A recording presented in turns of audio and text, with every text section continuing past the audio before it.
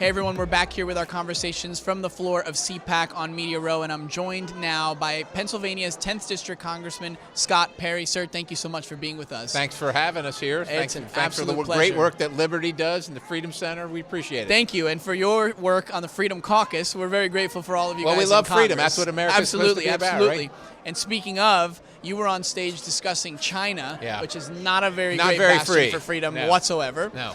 Tell us about. Right now, we obviously know that Russia is in the process of invading Ukraine, but yesterday we also got word that China flew some of their Air Force into Taiwan airspace. What do we know about that? What are you hearing that could happen there? Well, what we know is that China is going to take the opportunity to probe Taiwan's defense and our resolve, along with Taiwan's and the world's resolve, quite honestly. They're looking to see if we're distracted. They're looking to see if we will do anything. And they're looking to see if there's an opportunity. Of course, they're watching the Biden administration right now and the world, quite honestly, regarding Ukraine. Is the world going to do anything regarding Ukraine? This is unprovoked attack on an innocent country by its neighbor, and which is essentially what China would do if it also did the same thing to Taiwan. They're looking to do a risk assessment right now. What are the capabilities? What is the mood? What can they get away with? And we don't know if it's just a matter of timing, but I think that unfortunately this administration, which has 3 years left to go, has signaled to the world and the world's despots, including Xi Jinping, that if they want to do something, we might complain about it, but that's where it's going to end. But ultimately not going to do anything. Right, about we it. don't do anything, right? And I actually wanted to ask you about that too, because a lot of people my age and younger, I'm 23 years old, so there's been China's changed hands of leadership in the past from before I was born or when I was very young. International conflicts with Russia, we know that they were invading Crimea just a few years ago. But for people who might be watching and they don't quite understand the role that America plays in all of this, they're kind of confused as to why there's been so much talk about this country, Ukraine, that's on the other side of the globe, and why should we get involved or shouldn't we get involved? Tell us, if you're President Biden, or for what Biden has or hasn't done, what has he done right? What has he done wrong? What should he be doing? And what would Congressman Perry do? So how we got here is as important to talk about as to what we do now. So how we got here is twofold. Showing weakness. Weakness is provocative. If someone is bellicose, is interested in fighting, so to speak, like Vladimir Putin is, when you project weakness and you're the person or the country that might stop him, he says, well, I've got a green light. So Biden projected weakness in Afghanistan, pulled our troops out without a plan, left $85 billion in a terrorist state, left all the gains that we'd gotten and paid for with blood and treasure for 20 years behind. Humiliating defeat at people that fight a war from the 7th century, right? So they saw that, and now with Ukraine, all the rhetoric, but the rhetoric essentially invited Putin in, right? He said, if it's just a minor incursion, we're not going to say anything. There are no minor incursions. Do you let a robber have a minor incursion into your house? home? Of course no, you not. don't. Right. So they looked at that and they said, we've got the green light, and then you couple that with American energy policy.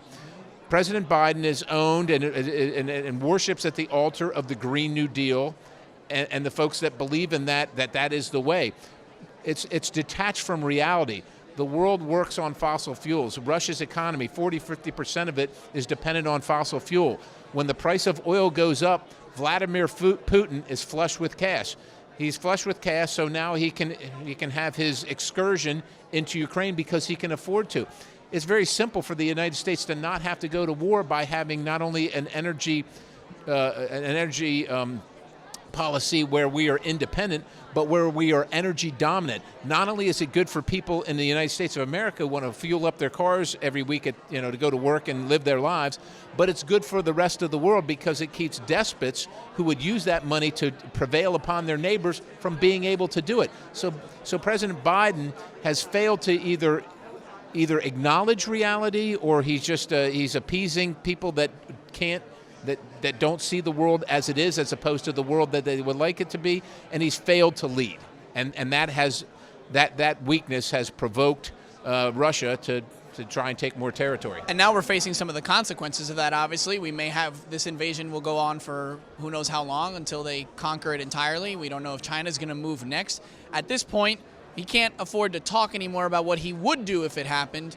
Now it's happening. Now it's happening. What should he be doing So now? we should take all measures right now. They're talking about, well, we need to keep the SWIFT financing on the table. What are we waiting for? Are we waiting for Putin to invade Poland next, or Latvia, or the Balkan countries? Why would we be waiting? We already seen what he's capable of, and with all due respect, I think the argument that he's paranoid about NATO is now been debunked. Right? NATO's never really done anything. The argument was specious to begin with, but now it really appears that what he wants to do is reconstitute the former Soviet Union. There's no time to wait. So everything needs to be on the table in hemming Russia in, including, and probably most importantly, energy dominance by the United States of America. Why aren't we changing the policy today to get us in the game in the global market and drive the price through the floor of oil? So it's good for our citizens, but it also stops the aggression of the people that would use it to finance their totalitarian goals. Absolutely. You mentioned as well NATO being virtually useless, not having done anything. When I think of useless entities, I often think of the United Nations as well, that are usually good for nothing.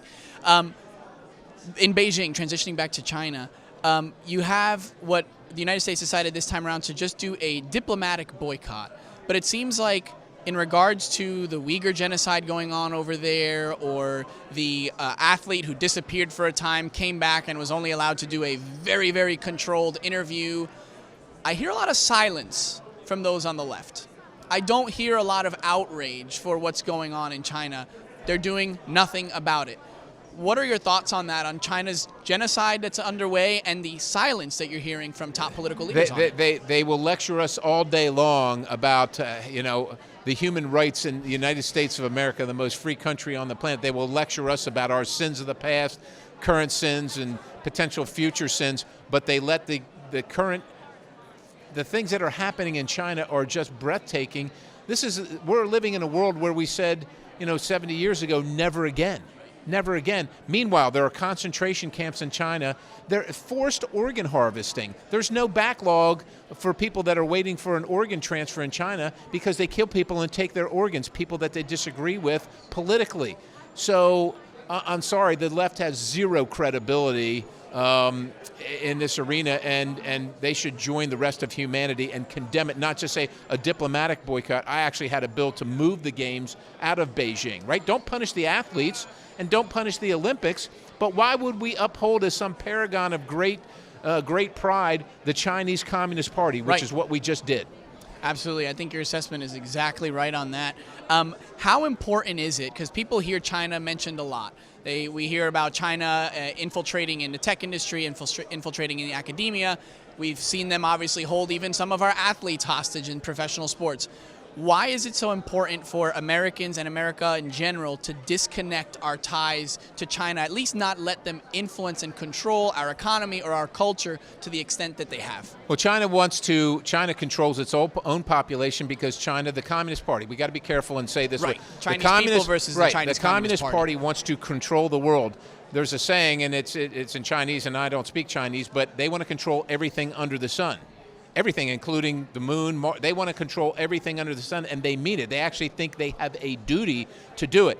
Now, maybe you don't think you should care, but if you like what's happening in China, if you wait long enough, it will be happening in America because they wish to control and be the dominant culture and country on the planet. That's why we need to care. That's why we need to start now. We are actually way behind.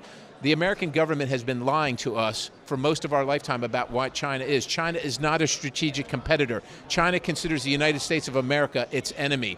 When would you invite your enemy to come in and buy your goods and services? When would you buy goods? Would you go to someone who hated you that had a restaurant? Would you go and ask them to make food for you? Right. No, it would be absurd. No, you wouldn't, right? You'd be worried about what they put in your food. Exactly. Why are we acting like this is any different? It is no different.